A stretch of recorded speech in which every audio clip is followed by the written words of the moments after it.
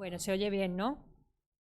Ha sido un placer disfrutar del dinamismo de la conversación que hemos podido plantear y creo que un aprendizaje común para todos y un acercamiento desde muchas perspectivas a este tema que en la ciudad de Toledo interesa, que es parte de nuestra historia, de nuestra identidad, de nuestra documentación y del valor que tienen los archivos. Reivindiquémoslos también así, desde los museos, que cada vez son más importantes.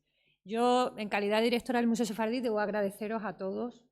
A Ana Enrique, desde Córdoba, desde luego, es un honor y un placer. No sabía que habías estado con Márquez Villanueva allá por el 2010, que creo que fue cuando vino la última vez. ¿O fue antes? Pues entonces ahí no estaba yo. Pero agradezco mucho vuestro acercamiento al proyecto, pero especialmente a Felipe, que ha sido el artífice de que vosotros estéis aquí y de haber planteado con la brillantez que le caracteriza, como él bien sabe, pues los distintos enfoques que queríamos acercar con una perspectiva moderna y enriquecedora. Y también, por supuesto, agradezco a los colaboradores habituales del museo, a los profesores López y Izquierdo, que nos acompañen una vez más en este foro. Abrimos el turno de preguntas breves, pero hemos cumplido muy bien los tiempos, cosa que me sorprende bastante, la verdad, debo decirlo. Vamos a ir por un orden de llamada del público, usted en primer lugar, y vamos a ir planteando las preguntas a los miembros de la mesa para cerrar esta sesión, no sin antes recordarles que nos queda una sesión última, final, de clausura, que a la continuidad histórica de todo esto que viene, el mundo sefardí, desde una perspectiva amplia, global, que va a ser imposible resumir en una tarde y mucho menos en 2 horas, nos van a acompañar en la sesión de clausura. Yo no voy a poder estar, por cierto, pero el museo estará muy bien representado el próximo jueves 5 de junio. Tanto Jacobo Israel Garzón, que durante muchos años fue un cargo directivo de la Federación de Comunidades Judías de España y un verdadero sefardí militante y abanderado de la diversidad y del enriquecimiento antropológico y cultural que manifiesta con su conocimiento y con su expertizaje, y además un mecenas del Museo Sefardí. Martina Larry, escultora de las esculturas contemporáneas que nos acompañan en el patio este del Museo Sefardí, recién inaugurado, y en breve con una nueva incorporación, la letra Adam, que tiene mucho que ver con los sexos, el género, en la interpretación que busca la autora, la escultora, también una sefardí militante y miembro de la Federación de Comunidades Judías de España. Y cerrarán este broche de la tarde Mercedes Ayón, que desde Miami, desde la Fundación para la Cultura Sefarad de Miami, un foco bastante activo desde la presencia de las comunidades sefardíes internacionales, pues nos va a acompañar y a trasladar conocimientos acerca de un tema que tratamos mucho en el museo, en la Galería de Mujeres, que es el tema de los ritos vitales, y en este caso el matrimonio sefardí es una ceremonia antropológica con muchísima carga, influencias diversas, por supuesto, del mundo marroquí y del mundo bereber en general, y nos van a trasladar desde sus vivencias y desde sus relatos la perspectiva sefardí más contemporánea vinculada al museo. Desde la presencia judía en Marruecos, pasando por la perspectiva de una mujer sefardí desde la contemporaneidad, y desde Martina Larry tiene una historia vital muy interesante que les recomiendo nos acompañen ese día para conocerla, cómo luchó contra una dictadura y cómo una persona muy vivida que vuelve a España desde Marruecos pues encuentra un choque cultural interesante. Y eso es el mundo sefardí a día de hoy, el enfoque contemporáneo que le damos a todo ello desde la perspectiva antropológica que alberga nuestra galería de mujeres y nuestras salas vinculadas al discurso expositivo del museo, que tiene que enriquecerse con debates, con dinámicas más presentes y que el mundo sefardí también merece. Les esperamos en ese cierre, que será la última conferencia, también posibilidades de verla en YouTube, en caso de que no se puedan acercar, por supuesto, y agradecer al público cada jueves que nos ha acompañado.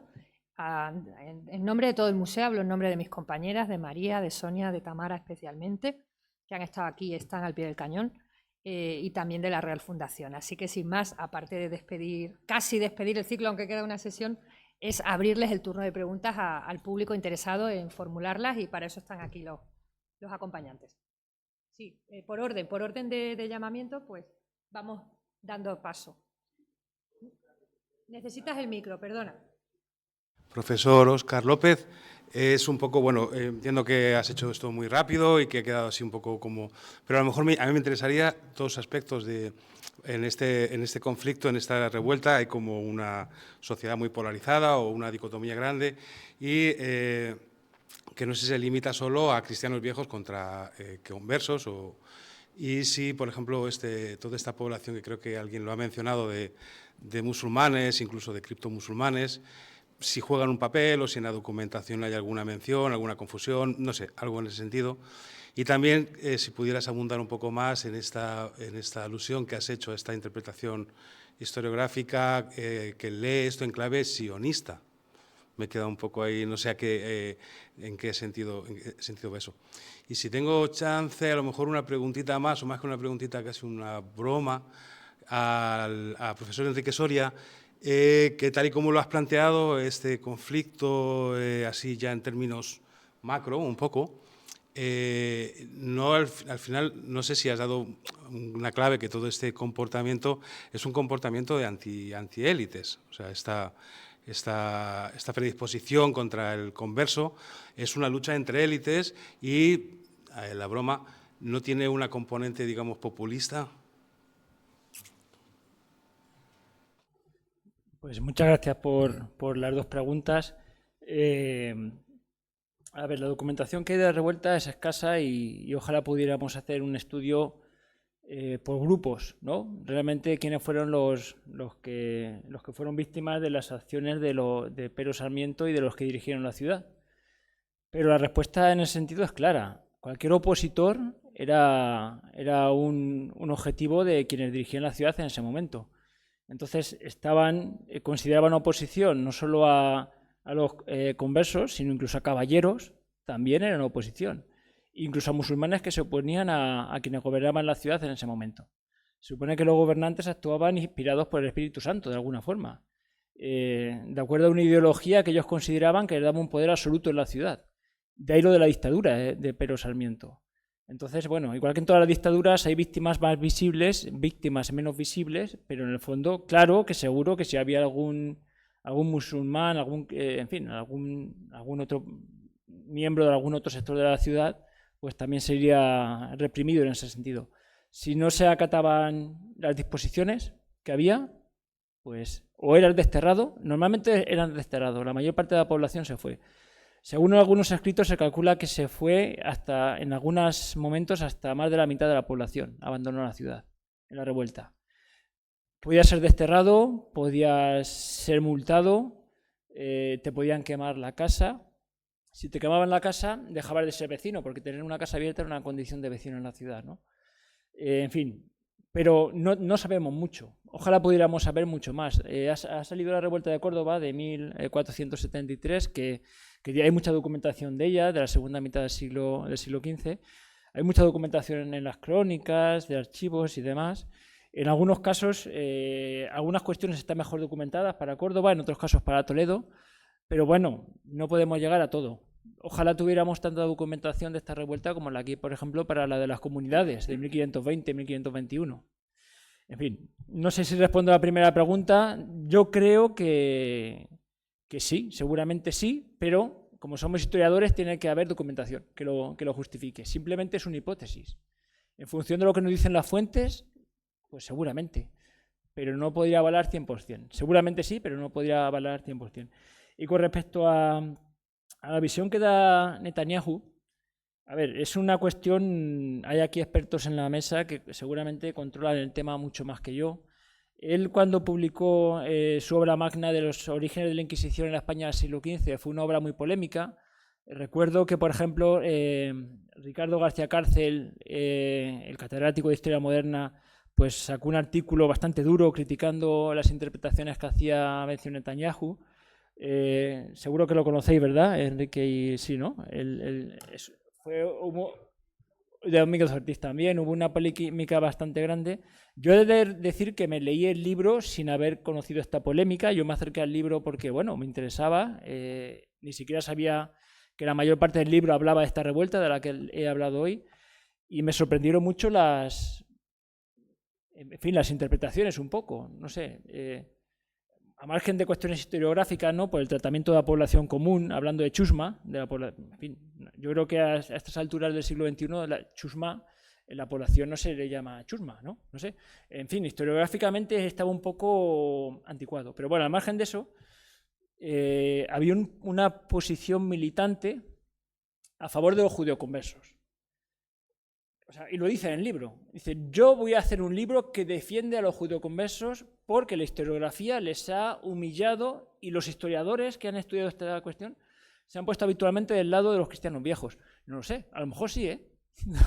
No lo sé. De forma inconsciente, algunos, yo no soy un experto en judeoconversos, pero no sé si alguien se habrá puesto del lado en este sentido de los cristianos viejos en este debate. En fin, él entra en el tema como si fuera un tema ya que viene ideologizado y viene un poco a dar una perspectiva nueva en este sentido. Hay una cuestión, y ya con esto acabo, que a mí me parece absolutamente fundamental.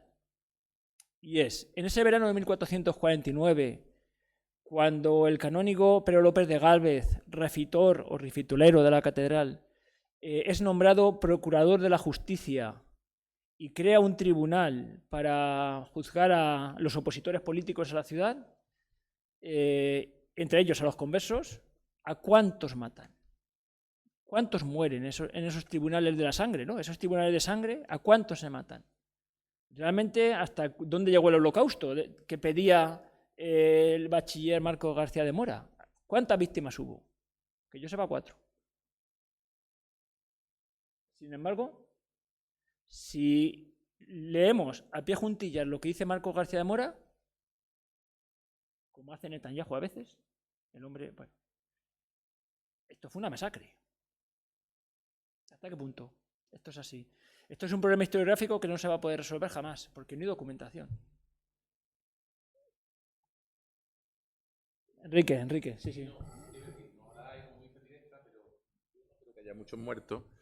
Como te doy toda la razón, porque yo manejo infinidad de hace 30 y tantos años de fuentes de limpieza de sangre masivas, pero empezaba a publicar, es decir, con decenas y decenas de miles de personas que aparecen en esa genealogía ante la Inquisición, bueno, historia muy larga. Y se hacen referencia a su pasado, ¿no? Entonces, por ejemplo, en Córdoba es evidente, mi abuela se fue a Portugal el año del robo. Mi tío murió un año después, le llaman el año del robo. Y en la toledana, que es muy importante, la que yo manejo, masiva, no hay referencia a que mataron. Sí hay referencia, por ejemplo, a, bueno, se habla de veces de la época, de los problemas, de ese problema, me refiero de Pedro Sarmiento, pero se habla también cuando colgaron a Alonso Franco en la siguiente. Pues, 467. Claro, por eso digo, pero eso, entonces quedan, y nunca mi bisabuelo, mi abuelo lo quemaron cuando, no digo que no haya, pero que a mí ahora estoy improvisando, nunca he encontrado ninguna referencia o algo masivo que marcara un hito de masacre, no, porque la gente está hablando, yo he visto testificaciones, muy pocas, de ese nivel, que llegan a gente nacida en 1350, porque andan los hermanos de los bisabuelos, ¿no? Y tal. Entonces, vamos, simplemente en ese aspecto, no te puedo decir otra cosa. Fuentes ya del 16 tardío y del 17, que están hablando, perdona, del 15 tardío o del 16 primero, dando su genealogía. Y no, entonces, bueno, a lo mejor quiere decir que una masacre no pudo ser. Bueno, esa es mi impresión también. Creo que no hubo muchos muertos en ese sentido, pero y los muertos que hubo fueron, en algunos casos, no eran conversos tampoco. O sea, entre estos 4 que tengo documentados hay alguno que no era converso. Entonces, pues, por eso decía que realmente eran opositores políticos en muchos casos. En cuanto a lo otro, bueno, no estoy en un congreso científico, por tanto me he permitido hablar a gente que puede saber o no sabe del tema. En segundo lugar, y eso claro, lleva a errores o a confusiones o a pretendidas confusiones. En segundo lugar, tenemos que pensar que todas las crónicas del momento de la época, cuando hablan de los conversos, el problema que ponen es su empinamiento social, que es casi la expresión genérica, es decir, su ambición y su ascenso, sea real o no. Pero uno está viendo una ruptura de un modelo de gente encerrada, una especie de, no llegamos al gueto, pero en la judería, con unos signos distintivos que de pronto pasan a ser iguales que los demás.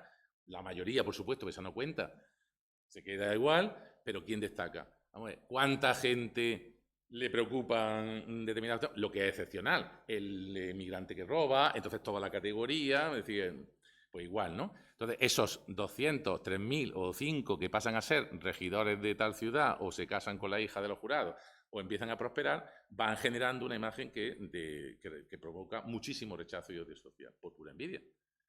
Tenemos que pensar que estamos en un mundo donde no nos vayamos tan lejos. Si en California hay un problema de orden social y hay un incidente, la gente empieza a romper los escaparates y empieza a robar televisiones. Eso no tiene mucho que ver con que hayan matado a un negro. O sea, estamos en un mundo donde el daño del robo es que la gente, como le puede haber caído agua, que a lo mejor son orines, al manto de la Virgen en Córdoba, saqueamos todo el barrio de los conversos. Cuidado, la judería con sus judíos se queda intacta, porque ya no tienen dinero, ni tienen poder, ni tienen importancia. Vamos a los comerciantes artesanos, que son sus hermanos, sus primos, sus sobrinos, sus hijos, que están en el barrio al lado, y lo arrasamos todo. Y ahí es donde salen después los judeoconversos que salen huyendo al sur de Córdoba. Para ahorrar de Lucena, por ejemplo, que es la ciudad judía, pero no es la ciudad judeoconversa. Yo al principio no me atrevía en Lucena directo por si me mataba. Ya he ido a, que hay muchos judeoconversos en Lucena, pero que no son los descendientes de los judíos. La perla de Sefarad fue arrasada, como sabemos, por el mundo fanático. Ahí ellos son conversos coreses que salen y se instalan protegidos por los señores. A la nobleza, a la élite eclesiástica les trae sin cuidado el origen de sus servidores. Lo que interesa es que funcione. Y la Inquisición además es un mecanismo para dejarlos caer, como van a hacer los reyes con sus ministros, en el caso del 18, cuando, en otro orden de cosas, cuando les interese. Mientras funcionan, perfecto. Y los protegen. Nadie mata a la gallina de huevo de oro. Entonces, mientras yo pueda tener servidores conversos que funcionen, maravilloso. Es el pueblo el que odia. Y los testimonios son a miles, en el sitio más raro, más tonto. Aparecen en pies de sangre. Y como decía mi madre, ten cuidado, porque esa gente gana mucho dinero. Es una forma de hablar para que no entiendan ustedes. Esos son judíos.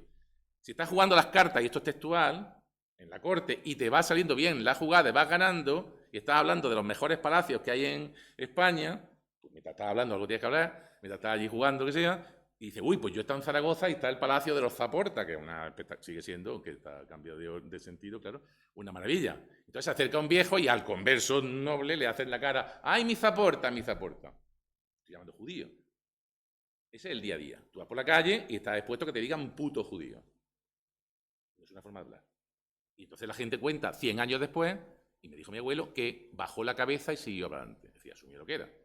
O cogió la espada e intentó matarlo, claro, si podía. Entonces son dramas individuales. Pero al final vence el éxito colectivo. Porque el Estado tiene que hacer que eso no funcione. Es imposible, se carga el mundo, el sistema. Entonces tiene que permitir pues, la corrupción de los testigos, que es brutal, la falsificación de documentos, mirar para otro lado, la protección de los poderosos, todo en un momento donde además el Estado moderno, eso es la suerte que tuvieron los conversos, nace vendiendo todo, porque necesita ingresos. Venden oficios, venden perdones, venden tierras, venden rentas, venden todo. Entonces los conversos pues entran en masa en ese mundo. ¿Qué sabemos? Pues lo que ha estudiado Paco Aranda y unas cuantas cositas más. Pero ¿quiénes son los compradores de oficios? No lo sabemos. ¿Quiénes son su familia? Menos todavía. Entonces, ¿qué sabemos? Pues nada, y si es que sabemos algo son nombres, ¿cierto? Algunas pocas excepciones que están aquí. Entonces, tenemos muchísimas cosas, pero que el motor en la época moderna de ese odio racial, llamémosle como queramos, es, para mí es clarísimo, la envidia. Porque es además algo muy humano que nos vamos a contar, que yo dirijo un departamento.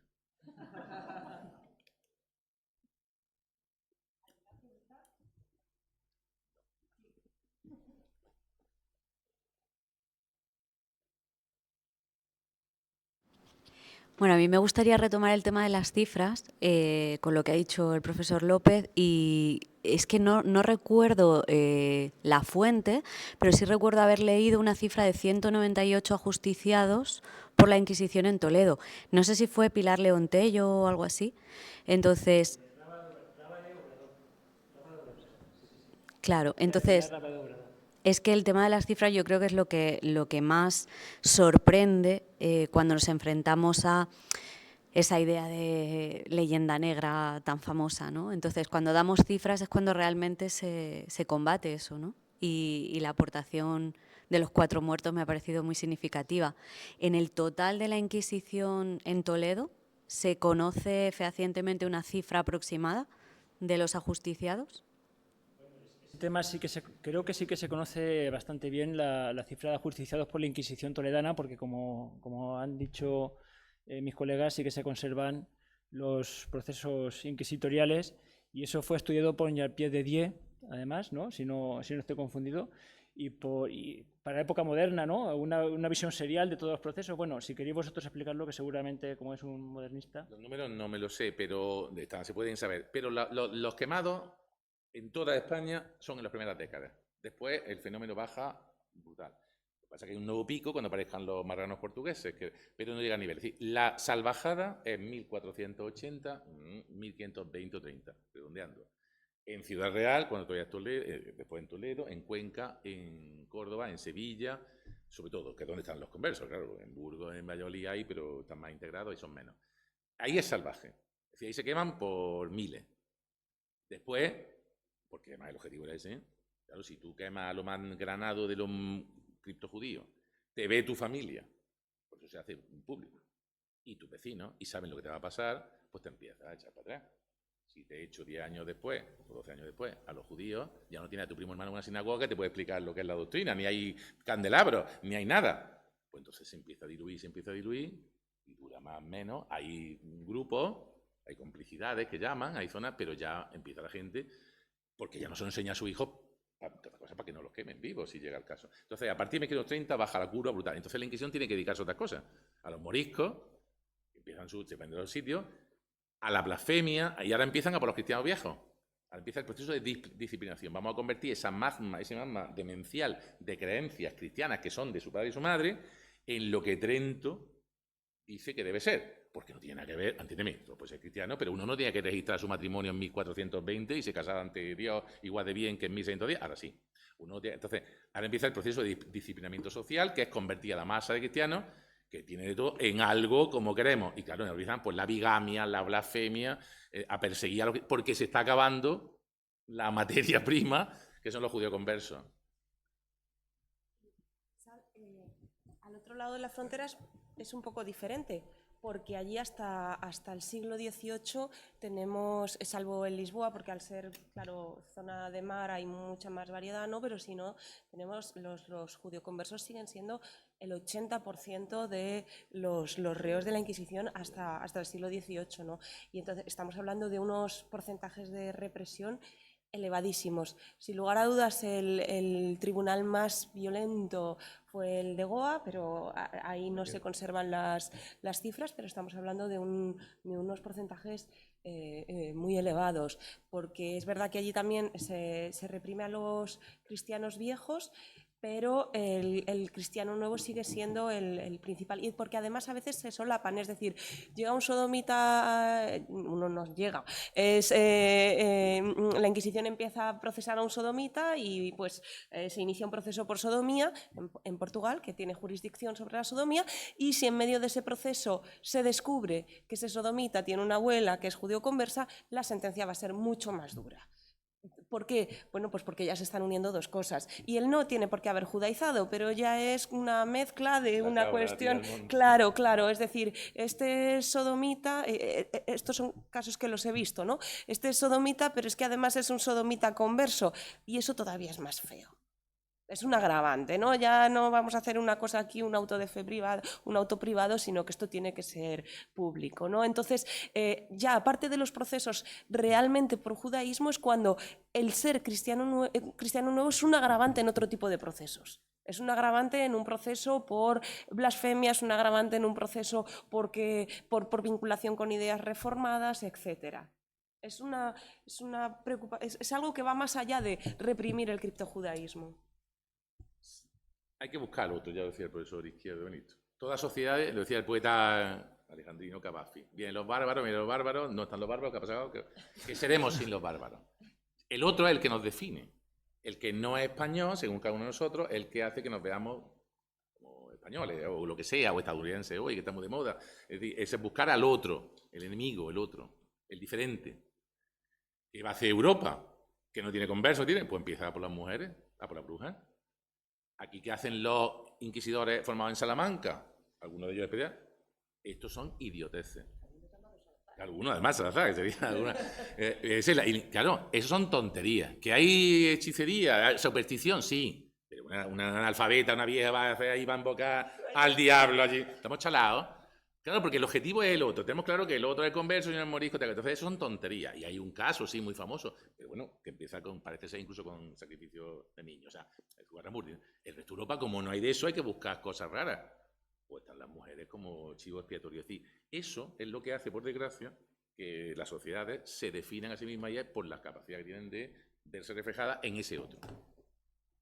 es un símbolo de que debo En callarme. Bueno, en relación con las cifras, el problema que tenemos los historiadores es que muchas veces la violencia del pasado nos deslumbra. Es decir, cuando yo voy al siglo XV, el siglo XV, la Edad Media era una época muy ritual, era una civilización del gesto, donde la semiótica, pues en fin, los protocolos de actuación, eran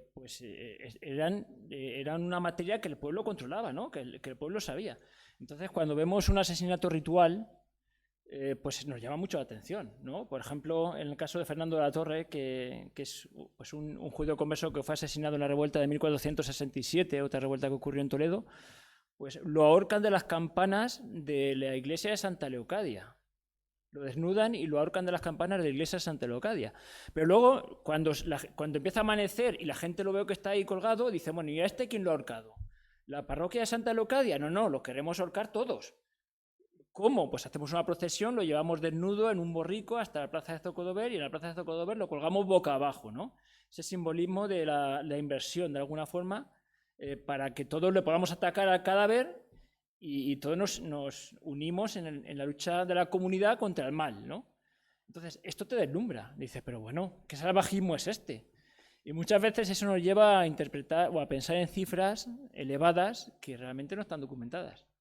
Sí que está documentado ese salvajismo, si lo queremos llamar, que no es salvajismo. Hay unas normas de actuación, una forma de interpretar la violencia que no es la que tenemos nosotros. Pues nosotros ha pasado toda una civilización que se ha ido desarrollando. La Edad Media tenía sus códigos y la Edad Contemporánea tiene los suyos.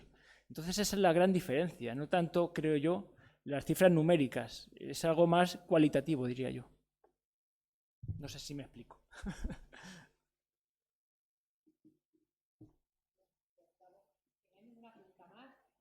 Damos por concluida esta sesión muy enriquecedora, desde luego, y os esperamos ya en la última, después de este día. Qué calor.